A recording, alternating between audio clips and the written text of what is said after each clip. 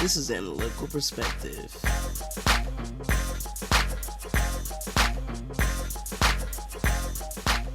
Season 1, Episode 8, Almost Lady Almost.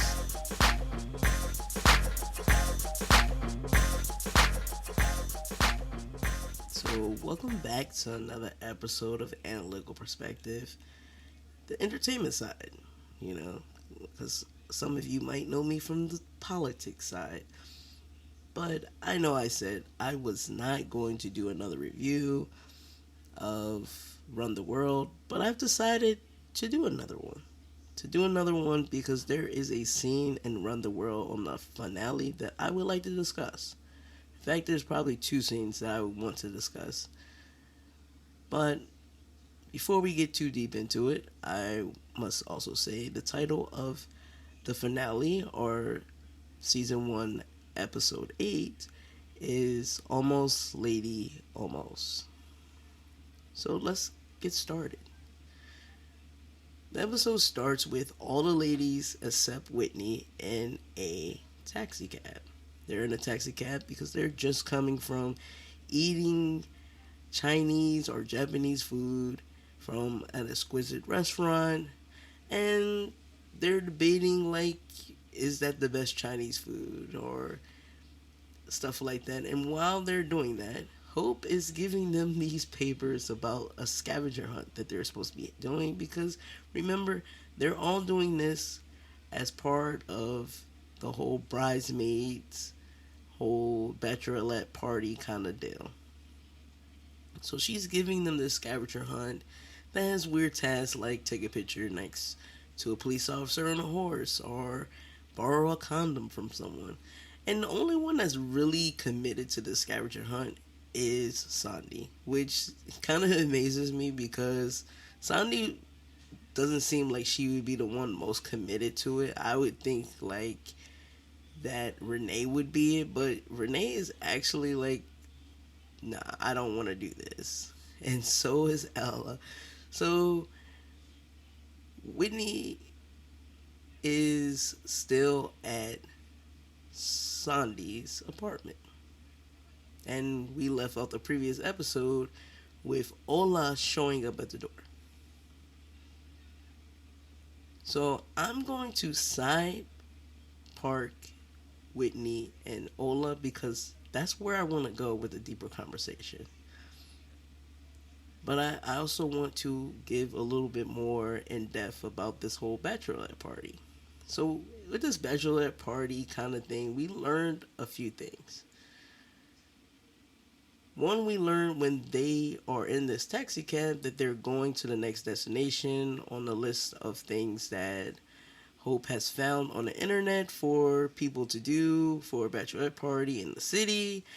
And she's taking them to a club that they can't tend to get in.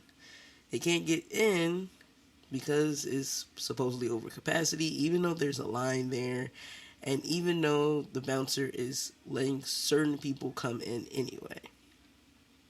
Which for me is weird because if you've never lived in New York or you've never been up north, when a club is at capacity and you let people in, the club can actually get shut down by the fire marshal or can get fined. So the fact that he's saying that they're at capacity is pretty much like, well, you're not the right type of people to come in here. Because like I said, anyone who's ever been up north or been to a club of that caliber, when they say that, it's usually not at capacity because you're not going to keep a line at capacity. Usually the bouncers will be like, well, you got to leave, especially if it's something, a hot club or bar, and they're keeping a line and they know like people are not going to be leaving out anytime soon, especially if like they have artists coming. They're not going to keep a line outside because it doesn't meet their bottom line. So Hope is like, hey, I got this, promo. It says that if confirmation, I can use it anytime the club is open. And the bouncer's really not trying to hear it. He's not trying to hear it. And Ella is like, isn't that the bouncer from the Soldier Boy thing? And Ella is like, yeah. And hey, Mr. Bouncer, do you remember us? And he just really throws a lot of shade at them. He throws so much shade at them, they get offended. And Ella is pretty much to the point of like, and Renee is pretty much to the point of like, F this. He basically says that they're middle age, which they're not. They're in their 30s. You know, they have a long time to go before they get to middle age. And it made me think about the bouncer because he looks pretty old, okay? And for him to be calling them middle age is kind of funny, but it is what it is. So Renee just says, "Hey, stop, Hope. We're going to go. We're going to get out the Marriott in Times Square," which that tripped me out because the Marriott Times Square is kind of the place to be, but it's not the place to be if you're looking for a more urban place, a more sit down, relax. It's kind of the place to go if you want to have dinner with a bunch of billionaires and millionaires. So I can understand not wanting to stay at the Marriott in Times Square. They go to their new hotel, which they order dinner, which Hope is like, hey, the Marriott had this part of the deal of the room. They play games. We learned during this time that Hope has a boss named Karen. And we listened to the conversation that not just of Renee and Hope having, but Ella and Renee have a great conversation. So the experience at the hotel is different for each lady that's at the hotel currently. For Renee, it's a lot of discussions with what are the next possibilities for her future, career wise. She's still kind of bitter about the whole L'Oreal deal, and she's debating on whether talking to Mia about, pitching for herself. And you have her discussion with Ella, and Ella's convincing her to do so. But I think with Hope having the discussion with her, it even increases her pushing to get that whole deal with L'Oreal. Like, oh, I need to really ask Mia so I can pitch it for myself. Because the conversation that her and Hope have, knowing like Hope and Renee really are opposites as can be, is that Hope wishes that she could be as strong and be as decisive as Renee is. She speaks about her boss being a Karen, and Renee speaks about Abby bagging her and how surprised that she was that Abby actually walked out with her.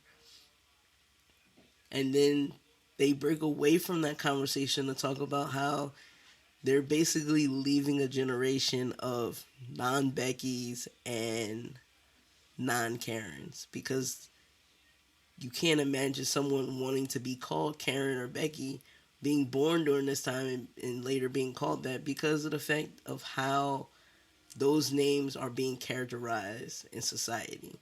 They're not good things to be. It's not good to be a Becky and it's not good to be a Karen. For Sandy, the way it's going for her within being in the bachelorette party at the hotel is that Amari keeps calling her. And Amari keeps calling her because she actually misses Sandy. It's the closest thing to a mother figure that she has. And at first, she gets a call and she's like, no, this is my alone time. No kids, no man. It's just me to be me. But slowly, as the night progresses, she takes the first call from Amari. Like, hide the phone.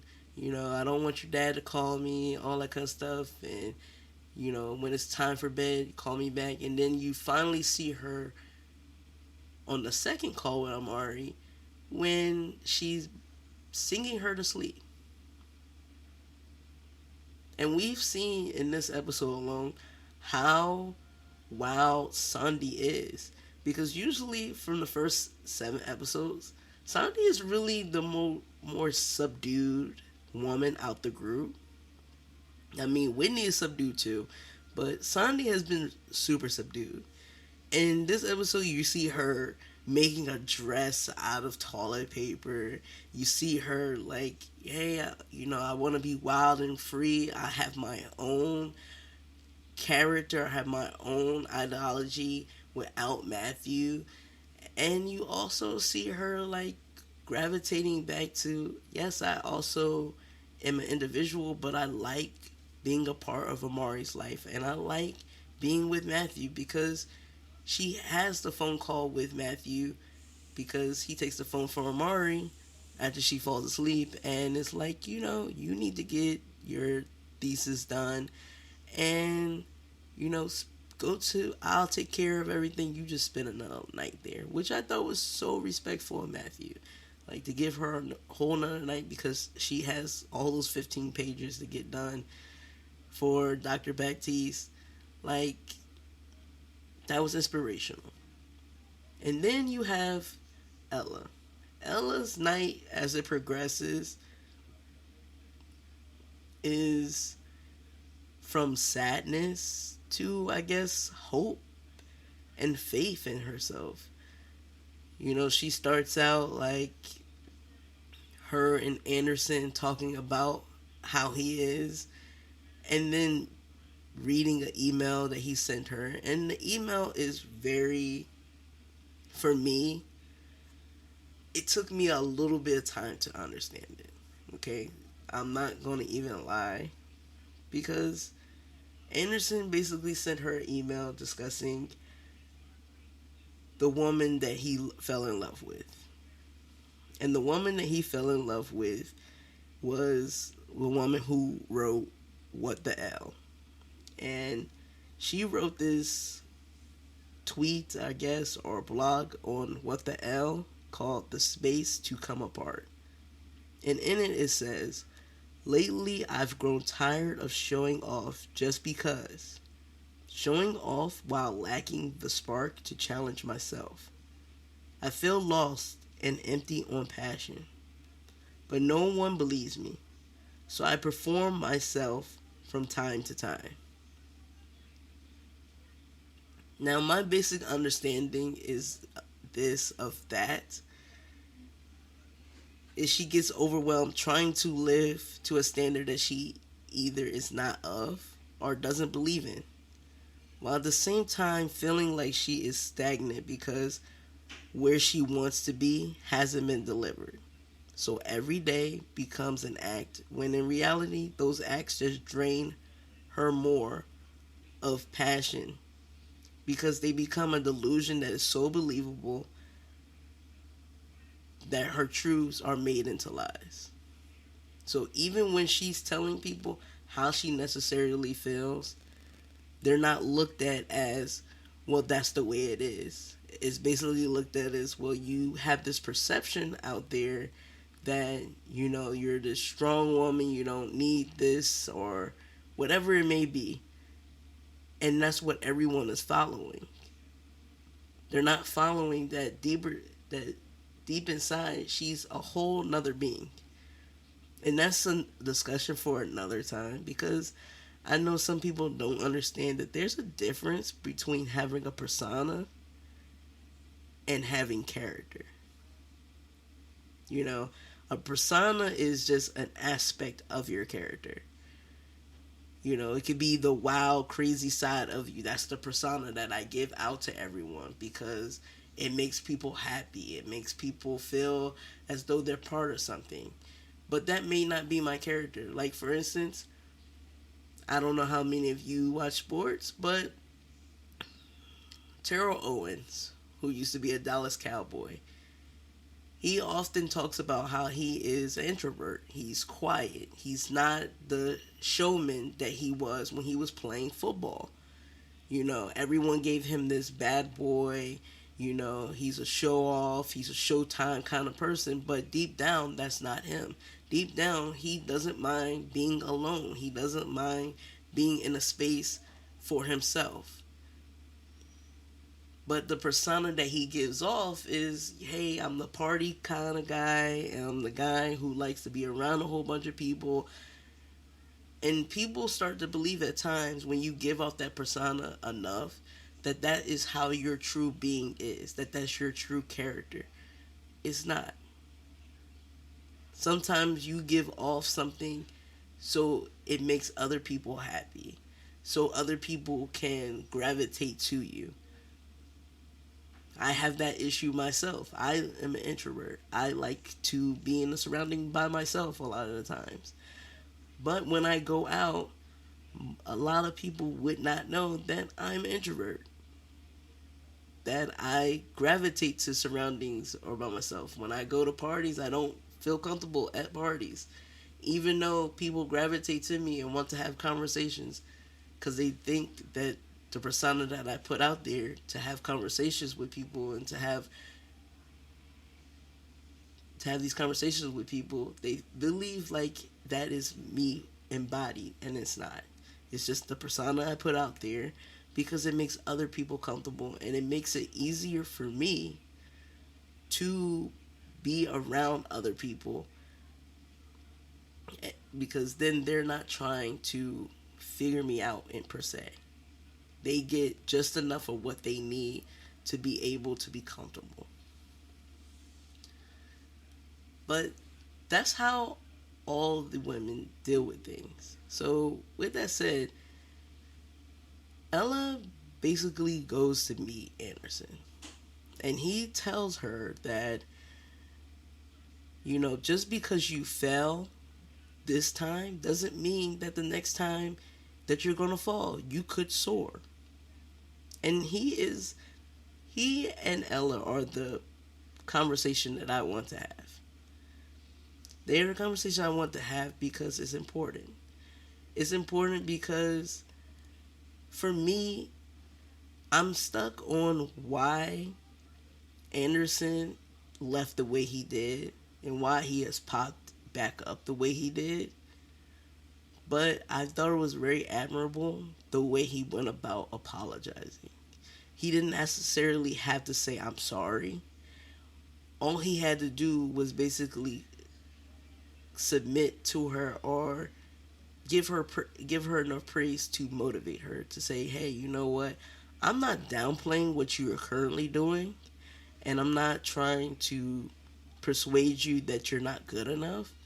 I'm just trying to basically say that you can do what you're doing still right now and still go out for that leap. You can still do that. You don't have to choose taking the lesser road because you feel less than just because that's comfort. You can take the lesser road and do that, but still go ahead and skydive. You can still do that. You can still do both. Some of us get stuck in thinking like just because today you're flipping a burger that is what you have to do 10 years from now. That's not what you have to do. You can still flip the burger and go and learn the automotive trade or go get your degree so you could become an attorney or whatever else it may be that you want to pursue. You don't have to give up the larger goal just because you failed one time. You may have to restructure, but that doesn't mean you have to give it up. So many people will give up a race just because they may have failed one time or because they're farther behind than everyone else. No, you restructure. It's not if you come in first that matters. It's that you finish what matters. So I thought that was very inspirational of Anderson to do that for Ella because she needs that motivation. She needs to know, like, just because you're working for Hot Tea Digest right now doesn't mean that that is what your future has to be 10 years from now or 20 years from now. You can still go out and write that next book and you have a backup. Hot Tea Digest will still be there. But you can still go out there and write that book, and if it may fail, but it also may soar. You don't know because you're not willing to take that chance. So because Anderson did that, Ella was more ready to commit to him, to be like, you know what, you are my man, because now I can see that it doesn't have to be either or. I don't have to sit back and live in my sunken place because it's what's comfortable. It's what my future has to be. I can now adjust and say, you know what, I can go out and take it. I know now that failure doesn't have to be the end all be all. Sometimes failure is just a way for you to reconstruct what the next step is and how to get to the next chapter in your life. So, ending scene is with Ella writing writing whatever the book is, or writing the first chapter of her next project with all the women sleep. So when I say all the women, I'm now bringing in Whitney. Now, I've been trying to stay away from Whitney and Ola because this is a little bit of a drawn out scenario that's going on, and there is a part that I want to discuss with it. It's drawn out because the first time we see Whitney, we're back at the apartment of Sandy, and we realize, like, okay, Ola is there, and Ola is not knowing, like, what is going on, why am I at this destination? And Whitney has to tell him, well, this is Sandy's apartment, she kept it, but Matthew doesn't know. And Ola's like, well, I don't want to know this because, I'm not the one to like to keep secrets from Matthew. I think he should know. But Whitney slowly breaks down and tells Ola, like, hey, I cheated. I slept with someone else. Which Ola goes through the tidbit of, like, is it someone I know? Why did you do this? He goes, in my opinion, normal but then crazy. Now, I can understand the whole part because I've watched a lot of people and I've read a lot of comments with people who felt like Whitney was wrong and how she should tell Ola because he's this super great guy and everything to that point. And I'm sticking firm to how I felt about the situation. I still feel to this day, even though seeing what played out, I still feel like she should have never told him. And a friend of mine's asked why I felt that way, and I said because for men, he will always blame her for that. He will always hold that part against, even if he forgives her, he'll always hold that against her because she cheated. And it's just something that we can't get past. You'll never find the guy who is the Hillary Clinton to your bill. You'll never find that guy because women can, I won't necessarily totally all the way forgive when men cheat, but they'll at least reconcile, like, yo, you're not doing this again, and now, like, I'm on top of my game, I'm going to now be checking up on you. Men will sit back and revel in how much pain there are because of you cheating. And the thing that bothered me the most is how much Whitney has done to concede to Ola. Having his family involved in their wedding. Nothing has ever been truly hers in this wedding. And even when they went to go see the therapist, it was kind of like Ola disregarding the things that she said and the way she felt. So what made, for me, this whole situation even more evident was listening to one scene. And I'm going to ad-lib this scene for you of when Ola and Whitney are discussing this whole debacle of cheating. Okay? So Ola says, what is it? Am I not giving you enough attention? Whitney says, I'm not some teenager with an insecurity problem. Ola says, I literally kiss the ground you walk on. I let you be the star of our relationship because you need it so badly. But I am fucking Harvard educated doctor, Whitney. I'm actually the fucking shit. And still, that isn't enough for you. Whitney replies back, I have relocated 3 times for you. Wherever you go, I am there, by your side, because I love you and because you are my best friend. Ola then replies, Am I? Am I your best friend or am I your safety net? I want to discuss this for a quick bit. And the reason why I want to discuss it is because if you're not paying attention, there are a lot of Easter eggs in every episode of Run the World. And some of these conversations are Easter eggs. You know, the conversation between Anderson and Ella, and this conversation too. And this conversation is an Easter egg simply because if you play back that scenario, and it comes within, I think, 17 minutes and 20 seconds in the episode where Ola's having this conversation with Whitney. He never listens to anything Whitney says. She has said that she's been stressed trying to make sure that everything is right for his family. She's been stressed, you know, about the point that she has moved time and time again for him. That everything that she's doing is to make him happy. You know, and that may have led to her cheating. Because it's just so much. And in that conversation that he has with Whitney, he basically says, disregard all of what you feel because look at what you got. I mean, he says it within the episode that if it had been anyone else at gunpoint, if someone had said she cheated on you, she was worthless, you know, he would sit there and deny it. First of all, I'm going to tell you, never give anyone, even the Pope, anyone that much justification that they will never cheat on you. We're people. We're flawed. No one is a god. No one is a saint.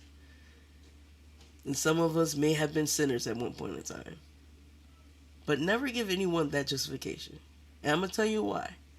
Because if the circumstances are right, people will cheat. People will do what makes them feel good.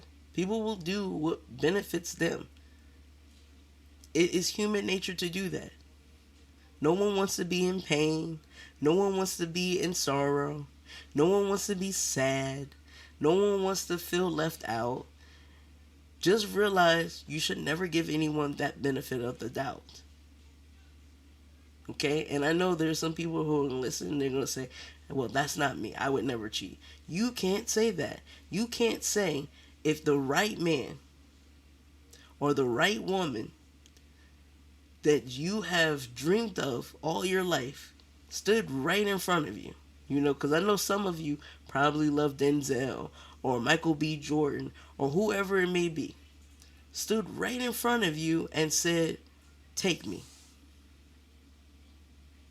You knew that you didn't have to work, or you knew that this person could provide you with the next chapter in your life where you're trying to aim for. You can't say that you wouldn't go ahead and be with that person and leave whomever you're with. I can't even say that. In fact, I openly admit it every single time. And when I'm in a relationship, that, hey, if this person was to walk into my life, I'm definitely leaving you. I'm going to take that chance. I'm going to strive for that chance. And if you know me well enough, you know who that person is. And it's a celebrity. But the fact that he gave her the benefit of that much doubt to say, you know what, you wouldn't do it because of who I am, is crazy. The fact that you would downplay, because yes, she cheated, she was wrong, but you downplayed her so much to say, well, she contributed absolutely nothing to your relationship. Now, this is something that happens too often in relationships. And I know there are people out there who probably never noticed that this probably has happened to you. You've probably gotten into an altercation, a verbal altercation with your man, and you put your feelings out there that, you felt this way, and that so called guy has sat back and said, well, what about me on this and me on that? Which you had to recall your feelings in order to comfort theirs. That's basically what Ola did. Now, mind you, after this conversation happens, Whitney is crying, and now he goes to assert his dominance. Now, let me sleep with you. And even watching that scene of Ola sleeping with Whitney disgusted me, because I'm like, you've already done enough to say, she contributed nothing, she is nothing, and that you are such a god, you're such a godsend to her that she should be happy, she should be groveling at your feet at what she's done, she should be begging for your forgiveness. Then you now have to put her in a position where she has to submit to a point where, yeah, you're the dominant one. You now have to prove your dominance. Because no ordinary person, if you tell me that you cheated on me with this other guy, there's no way that I'm gonna automatically be like, yo, yeah, you're crying, I wanna sleep with you. No, he did it to assert his dominance. That is the reason why Ola did it. Which, for me, I know I know women probably sat back and were like, well, that's no big deal. He's a gorgeous specimen or whatever else it may be. But for me, I thought, like, yo, what a total jerk. What a total a-hole. Like, you basically have ran the gamut on her, and she's believing it, thinking, like, okay, now you're sleeping together, that things are on the path of being back to normal. They're on the path like you've forgiven her, only to get up later after cuddling with her after sex to be like, well, everything's not fixed. I need time. You can't even give her a timetable, which I can understand that you not being able to give her a timetable. But I don't understand you going through that whole thing of, let me ridicule you to death. Let me now assert my dominance. And now let me treat you like you're the garbage that should have been taken out last Tuesday. I don't understand any of that. And I will never understand any of that. Okay? But I do understand that that is the typical pattern of a relationship between a male and a female. Then that is what goes on. That there are times where you're in a verbal altercation with your woman, and you tend to use those moments to say, well, boohoo you, but this is what I'm going through. Ola never took the chance to think, like, what have I done to contribute to the detriment that would make you want to go and do that? I mean, he even literally told her, well, my companionship and my compassion wasn't good enough. Well, you admitted that you work long hours. You admitted that your family is number one. The happiness you're pushing, you understanding. You've even said in the previous episode with the therapist that you wish that she would recoil some of her hours or take a lower position because it affects the dynamics between you and her, because your position as a doctor is so demanding and deserves to have umpteen time comparative to her career.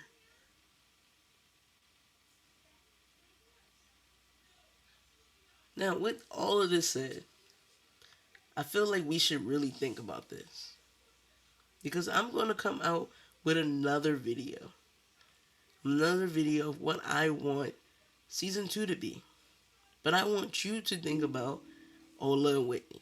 How you would feel in that situation. Did Ola give Whitney too much justification for cheating or not being a cheater? How did you feel about that situation of the dynamics of Ola and Whitney, like going from true outrage to, oh, now I need to figure things out. I mean, there was a lot of in between. I'd like to hear it. I mean, if you can, put a comment down there. Let me know how you felt about that whole dynamic. Because for me, it was very off putting. And it actually made me feel bad for Whitney.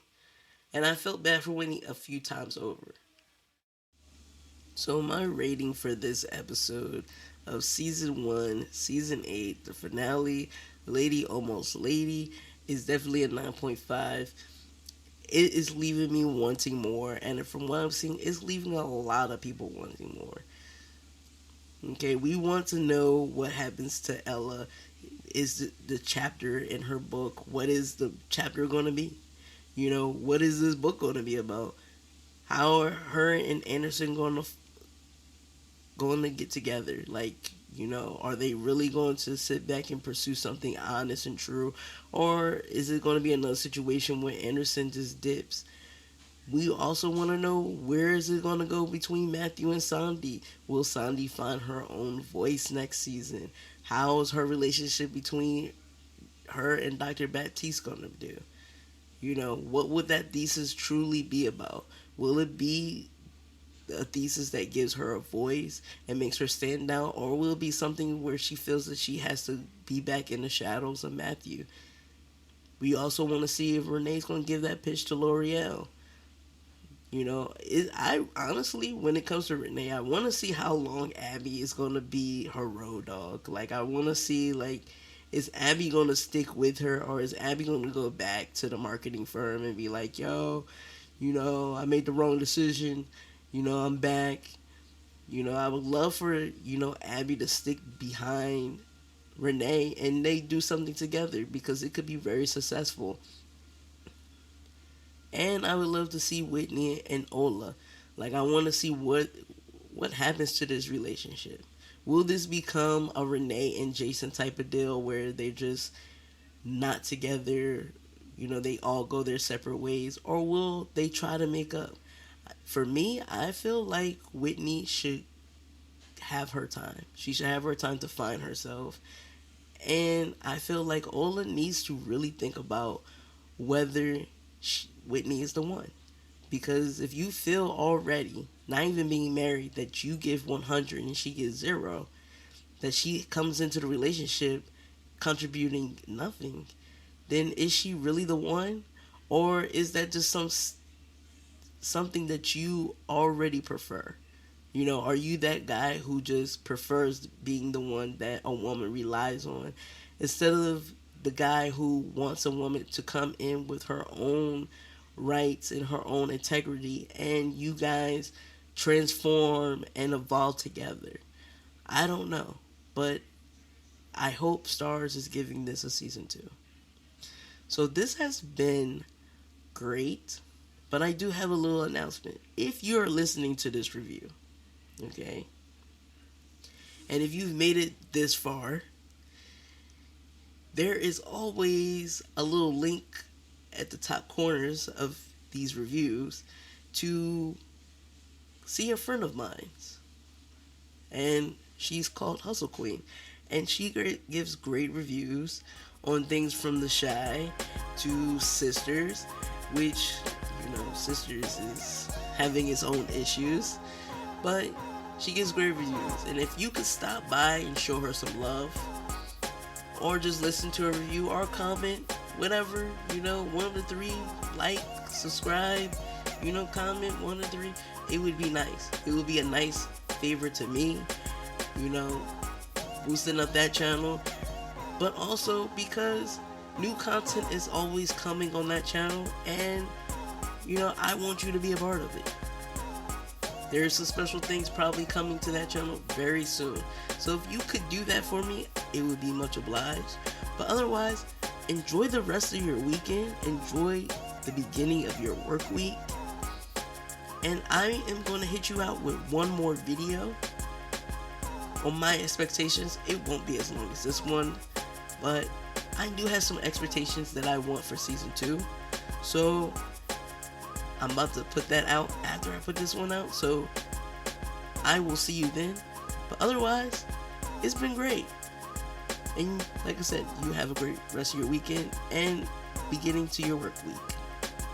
This has been Pharaoh Moses. This has also been Analytical Perspective. And I'm out.